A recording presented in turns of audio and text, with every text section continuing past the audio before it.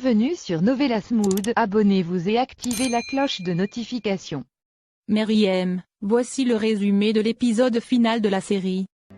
C'est le jour du mariage de Savas et Meriem. Meriem se prépare dans la chambre avec Boursou, Boursou lui met le collier autour du cou.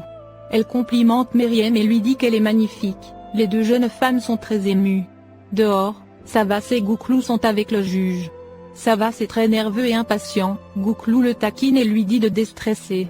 Quand Boursou sort et leur annonce que la mariée est prête et qu'elle arrive bientôt. Savas attend la mariée nerveusement, lorsque Meriem habillée en robe de mariée fait son entrée. Savas la regarde avec émotion, Meriem le rejoint et ils vont à la table de mariage. La cérémonie de mariage commence enfin. Le juge pose la question à Meriem si elle veut épouser Savas. Meriem tout sourire répond oui. Il pose aussi la même question à Savas qui répond oui à son tour. C'est au tour des témoins Gouklou et Boursou qui acceptent aussi. Le juge déclare alors Savas et Meriem mari et femme, tout le monde est heureux, nos mariés s'en réjouissent. Il signe ensuite le registre de mariage. Gouklou dit à Savas qu'il peut maintenant embrasser la mariée. Savas et Meriem s'embrassent ensuite. Savas est très heureux, il dit à Meriem qu'il aime de tout son cœur. Savas fait signe ensuite à Meriem que c'est le bon moment pour annoncer la merveilleuse nouvelle à Boursou et Gouklou. Meriem dit ensuite à Boursou et Gouklou qu'ils ne sont pas les seuls témoins de ce mariage, et qu'il y a une autre personne aussi qui a assisté au mariage. Boursou et Gouklou sont un peu confus. Savas tient le ventre de Meriem, et Meriem leur annonce qu'elle est enceinte et que Savas et elle attendent un bébé. À l'annonce de la nouvelle, Boursou et Gouklou sont très heureux, ils félicitent Meriem et Savas, c'est la joie et le bonheur. Mais à l'intérieur de la maison un homme mystérieux avance vers eux, il les observe de loin, il continue d'avancer sournoisement avec une arme à la main. Lorsque Savas se retourne il est sous le choc de découvrir qu'il s'agit d'Octet. En effet Octet pointe une arme sur eux et les menace. Savas et Gouklou se mettent devant les filles pour les protéger, Boursou veut agir mais Gouklou l'en empêche. Octet leur dit qu'il est toujours vivant et qu'aujourd'hui il va accomplir sa vengeance et tous les tuer un par un. Savas veut aller l'affronter mais Meriem l'en empêche. Octet laisse ensuite tomber le sac qui est plein d'explosifs. Octet tient un téléphone dans l'autre bras, il leur dit que s'il appuie un bouton de ce téléphone alors tous les explosifs exploseront. La situation est très tendue. Octet exprime toute la rage et la colère qu'il a envers eux. Meriem est sous le choc qu'il ait encore survécu. Octet leur dit oui mais pas sans séquelles. Octet tire son pantalon et leur montre son faux pied. En effet il a été amputé d'une jambe, Octet est plein de rage. Savas lui dit que s'il veut tuer quelqu'un alors qu'il le tue lui. Octet lui dit d'accord alors il commencera par lui. Octet s'apprête à tirer sur Savas, quand au même moment Octet reçoit une balle et il s'écroule, c'est le choc pour tout le monde. En effet c'est Belize qui vient de tirer sur Octet, Belize en pleurs lui dit que ça c'est pour son frère Berk, mais aussi pour le père de Meriem, pour Gouloumser la mère de Gouklou et aussi Sovinek. Octet à terre agonisant récupère son téléphone qui est à côté de lui pour déclencher le détonateur des explosifs, tout le monde essaie de se protéger. Mais Belize tire encore sur Octet qui meurt sur le coup. Belize laisse tomber l'arme ensuite, elle est en pleurs et se demande s'il est mort. Boursou va vérifier le pouls d'Octet et répond à Belize oui et que Octet est bel et bien mort. Belize se met à paniquer et se demande ce qu'elle vient de faire et qu'elle a tué quelqu'un. Meriem lui dit de se ressaisir. Elle ramasse l'arme et la remet à Belize et lui dit de partir maintenant et que ne diront rien à la police. Belize prend l'arme s'en va. C'est ainsi que meurt Octet Sein. De l'autre côté, Nourten la mère d'Octet reçoit un appel qui l'informe de la mort de son fils Octet. La vieille dame pleure et hurle de douleur, elle est complètement effondrée et désespérée. 6 mois sont passés, Savas se réveille et entend la voix de Meriem qui chante. Savas tout heureux retrouve sa femme dans la cuisine qui vient de cuire des gâteaux. Meriem a le ventre bien arrondi. Savas embrasse sa femme et lui dit qu'il l'aime, ils sont tous les deux très heureux. Savas veut goûter un gâteau mais Meriem lui dit que le gâteau a été fait pour Risa. Savas en rigole et parle à son bébé, il finit quand même à prendre 2 gâteaux, Meriem le charrie et le traite de gros bébé. Savas s'en va ensuite avec les gâteaux ce qui fait rire Meriem. De l'autre côté chez les Sargoun, Touline a accouché d'un joli bébé et Yurdal Sargoun essaie tant bien que mal de faire dormir l'enfant. Quand Touline arrive, Yurdal lui fait signe de parler doucement pour ne pas réveiller l'enfant mais Touline se met à parler et le bébé se réveille. Yurdal lui fait des reproches, il la taquine et l'appelle grand-mère ce qui énerve Touline, tous les deux se charrient, nos nouveaux parents sont heureux. Yasmine et Naz sont devenus très proches, Les deux sœurs s'entendent maintenant très bien. De l'autre côté, Gouklou travaille dans sa menuiserie, il polit une chaise quand Boursou le rejoint avec des repas. Gouklou est très content de la voir, surtout qu'il commence à avoir faim. Gouklou lui montre ensuite les photos de la maison dans les bois qui est enfin terminée, ce qui fait énormément plaisir à Boursou. Quand au même moment Ertan arrive, en effet Ertan est devenu le chef de la sécurité de l'entreprise Sargoun. Tous les trois se mettent à discuter dans la bonne humeur. Peu après Boursou fait un bisou à Gouklou et s'en va ensuite. Plus tard à la demeure Sargoun, c'est le jour des fiançailles de Riza, Savas arrive avec Meriem.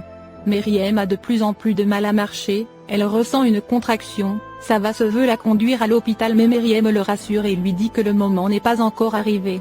Meriem prend la main de Savas et la pose sur son ventre, Savas ressent l'enfant donner des coups de pied, ce qui lui fait très plaisir. À l'intérieur c'est la cérémonie de fiançailles, Riza accompagné de sa fiancée avec sa famille. Yurdal Sargoun très ému fait un discours élogieux disant que Riza est comme son fils, que c'est un honneur pour lui, que Riza le considère comme son père, c'est l'émotion dans la pièce. Ensuite la cérémonie de fiançailles se fait, Riza et sa fiancée échangent les bagues de fiançailles, toute l'assemblée les applaudit et les félicite.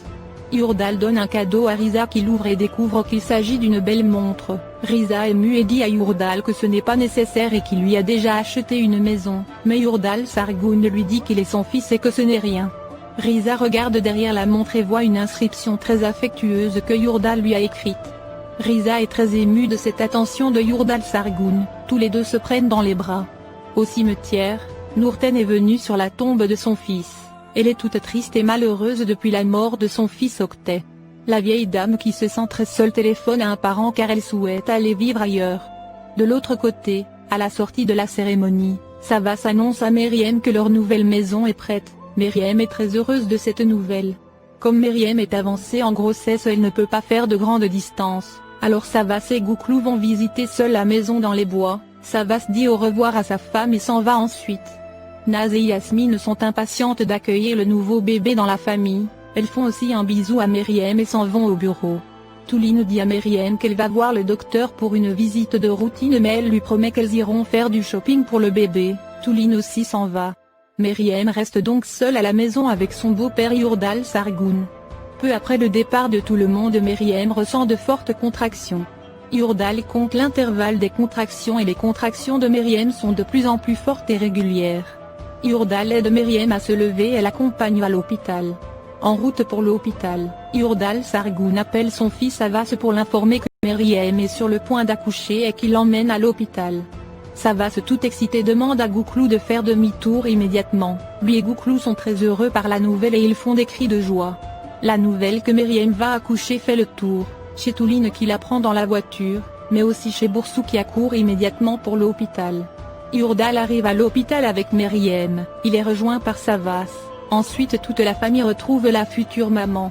Meriem a de plus en plus de douleurs et Savas est à ses côtés. Les docteurs viennent chercher Meriem mais avant Meriem remet d'abord son collier à Savas et les docteurs l'emmènent ensuite en salle d'accouchement. Savas est très inquiet et stressé et tout le monde essaie de le calmer et de le rassurer. En salle d'accouchement Meriem pousse de toutes ses forces pour mettre l'enfant au monde. L'accouchement est très difficile mais Meriem arrive à donner naissance à sa petite fille Gounès.